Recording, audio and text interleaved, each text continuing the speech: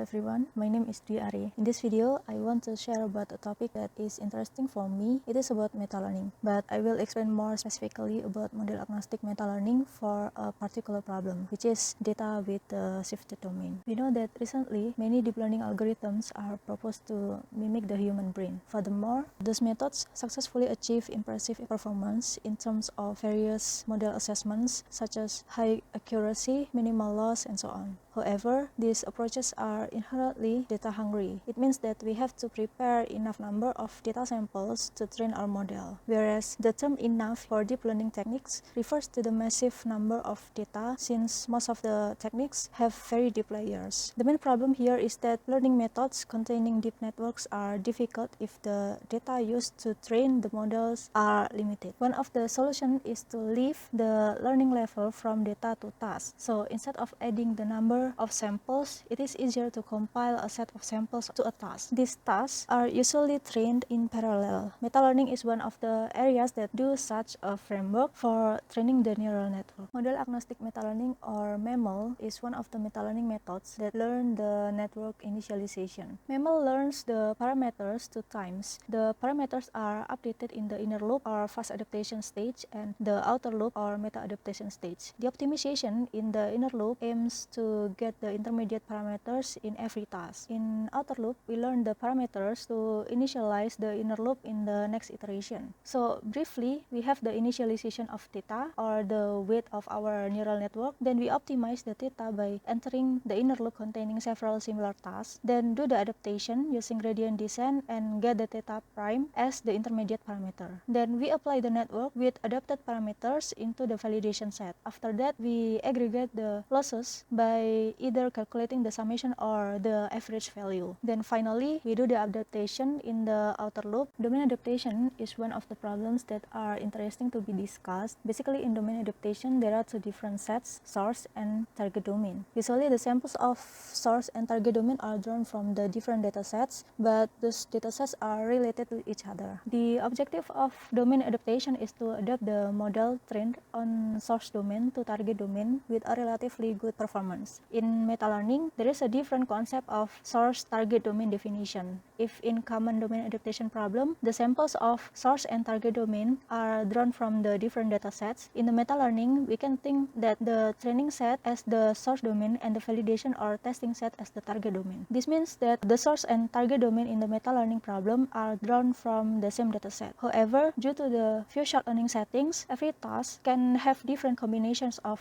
drawn classes. We can see in the picture that we are doing a two-way for shot classification with two tasks in a single iteration. I try to implement MAML on the cross dataset where we have different datasets as the training and validation or test sets. The experiment setting basically is the same as the vanilla MAML, so we have 8 combination scenarios of cross-domain classifications. We can see that the performance of MAML is quite low in these scenarios. The performances, if we implement MAML to the common few-shot classification problem, are around 48% and 63% for each 5-way one-shot and 5-way 5-shot settings. We can compare this result. When we try to change the distribution of either the target or the source domain with the CUB dataset, the performance of MAML becomes lower. Even this is not a fair comparison, we can get the insight that the different distribution in training a model can significantly affect the model performance. Some previous papers talk about the extension of meta-learning for the shifted domain. I will show you two of them and briefly introduce their main idea. First is the TML, or transferable meta-learning. This method considers the discriminative loss to measure the domain divergence. We can see in the objective function of TML, we do a min-max game in the loss optimization.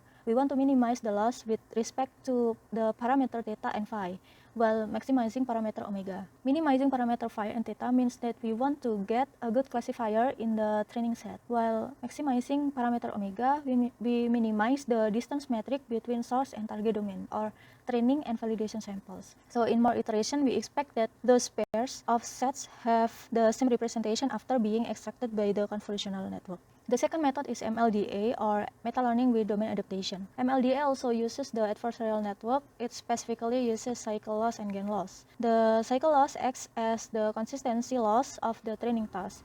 That is all of my poster presentation. See you in the poster and networking session for more discussion. Thank you, everyone.